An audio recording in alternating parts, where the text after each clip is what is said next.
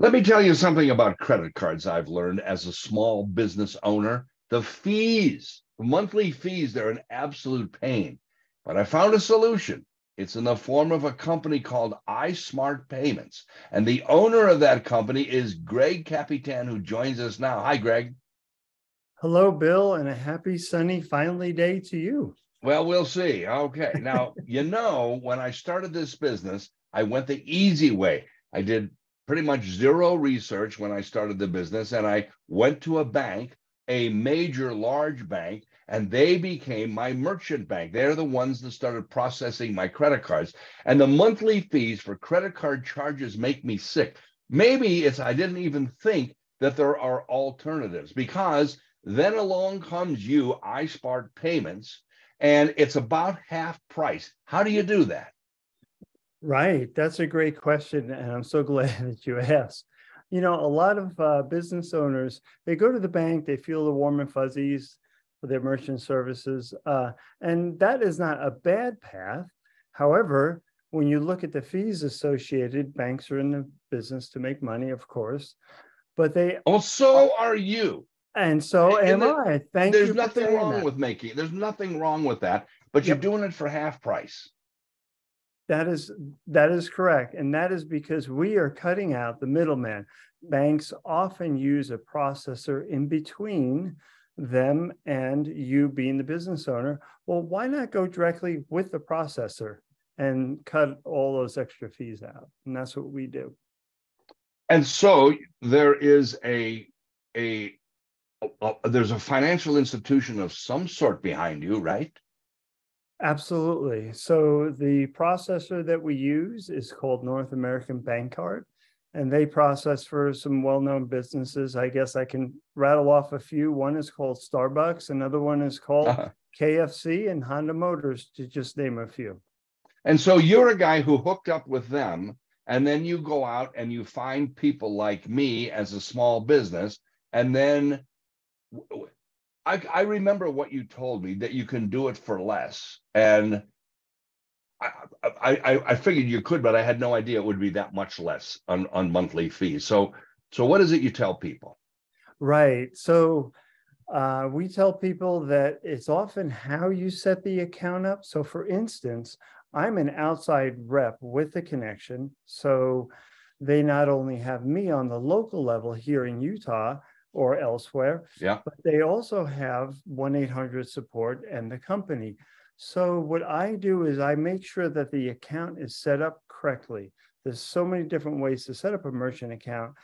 And if it's set up incorrectly, the cards will come in as either non-qualified or end up with a higher rate because the processing fee on the back end is not working correctly, so to speak, with how we set up the account or how others have set up the account. So I make sure it's set up correctly so the fees come in a lot lower, and that's what we do. So is it going to be different for me going through you than somebody else? What will make the difference in I guess percentage of whatever you're charging a credit card? Would it be a different percentage for me as opposed to someone else? That's a great question, Bill, and I'm glad that you're asked. So for instance, certain accounts like yourself, they will take the card information down and then key it into a terminal, a secure payment system.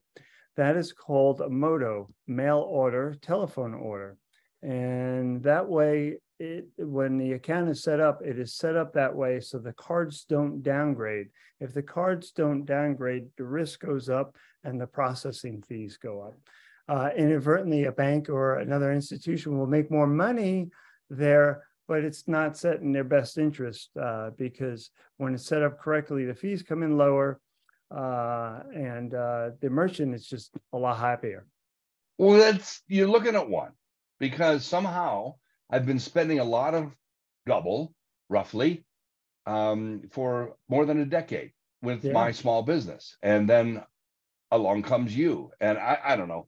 It's just, the reason you're here is because I think other businesses need to know about this. And that is true. Many of them, they'll hear maybe solicitations in this direction and or a similar message, and it almost becomes white noise because someone hasn't really taken the time to break it down and understand it. That's So true. for instance, if I may talk just briefly about the Durbin Amendment, that came along quite a few years ago. That one can do some research on that, and that is when you put in your PIN and you're using a card reader, Yeah. you use the PIN-based debit, it is one of the most secure transactions out there. So the risk, the higher the risk, the higher the rate. The lower the risk, the lower the rate. And with PIN-based debit, gosh, we have transactions coming through at 0.39%. Wow. When it's face-to-face and they use their PIN. Such is the case with Walmart. When you go to Walmart or any other big institution and you put in your PIN, they ask, oh, well, do you want cash back? Well, the reason why they're giving them cash back is because the PIN is entered in. It's a one-way transaction. It cannot be back charged, and it's super secure. So big corporations like Walmart and others, they feel it's okay, and it is okay to give cash back. So it's a very secure transaction. So going along with lowering rates is all about how you set the account up. And that's what I do as an outside rep.